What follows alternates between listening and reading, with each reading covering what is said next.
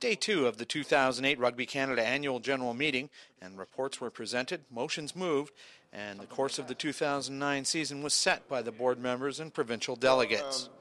One of the hot topics was the increased pressure to get athletes playing for Canada's men's senior team a bona fide off-season to allow the body to recover from what will be an even heavier playing schedule this coming year. To do this requires a common season, something that has been a sticking point between British Columbia and the rest of the country for years now, as BC plays currently from September through to May. The motion put forward was to have a Canadian season go from February 1st to November 13th, a plan that was opposed by British Columbia's Dave Smart. The only way that it's going to happen, the only way that it's going to change within BC is if a majority of our member clubs decide that that's what we want to do, and a motion to that effect is passed at our own AGM. So, in short, what I'm saying is that Rugby Canada has no jurisdiction to tell BC when to play rugby, and we're not going to listen to it unless our own membership tells us to. I think it's an important issue, and I think it's one that's worth discussing, but the only way it's going to happen is through persuasion and not by the passing of a motion by Rugby Canada. Pat Parfrey of Newfoundland feels it's a small adjustment and should not affect the BC season in a major way. I think that we need to try and have some motion that pushes the agenda that a lot of people believe is necessary for us to deal with Sports Canada and this long-term development program, what David Robertson said, what a lot of people in BC feel.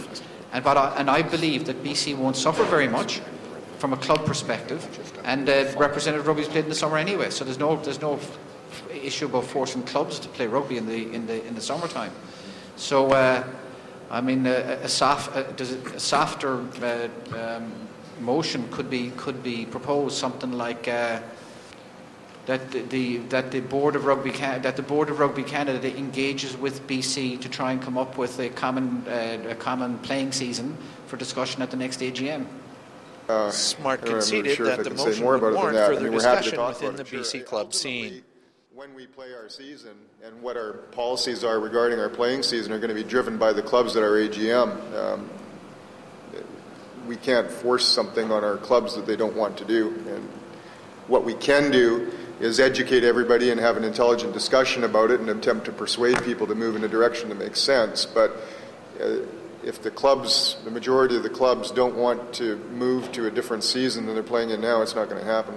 David Robertson, chair of the High Performance Committee, was emphatic in his presentation that there cannot be delay in rolling out all aspects of high performance, including a common season, as the regional academies need to get on side or Canada could be left behind internationally. Because facilitate the success of our national teams, and in particular that flagship team, or we're not, and there's a strong danger if we can't get ourselves on the same page despite different circumstances and different views, if we can't through discussion get ourselves into some sort of consensus, then we're just not going to close the gap, and guess what, the gap is going to get even wider. High Performance Director Garrett John and men's head coach Kieran Crowley agree. I'm done.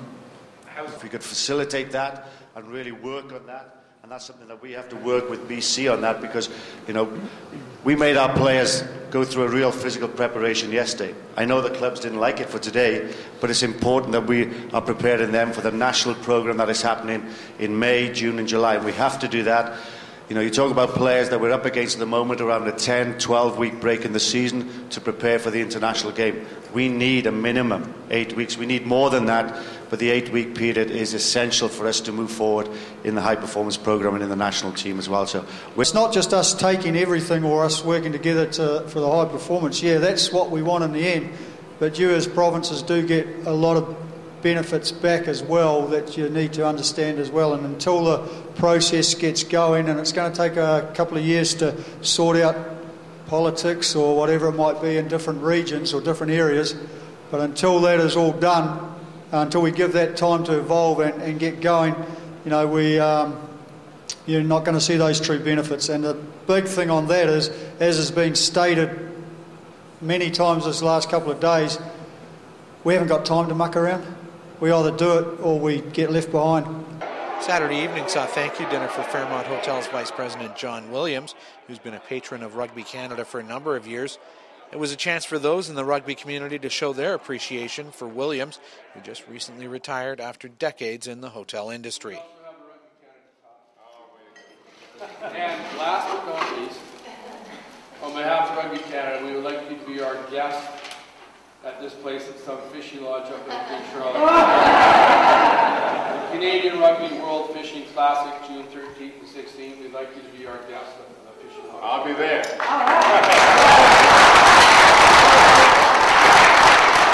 In Victoria, Doug Cross reporting.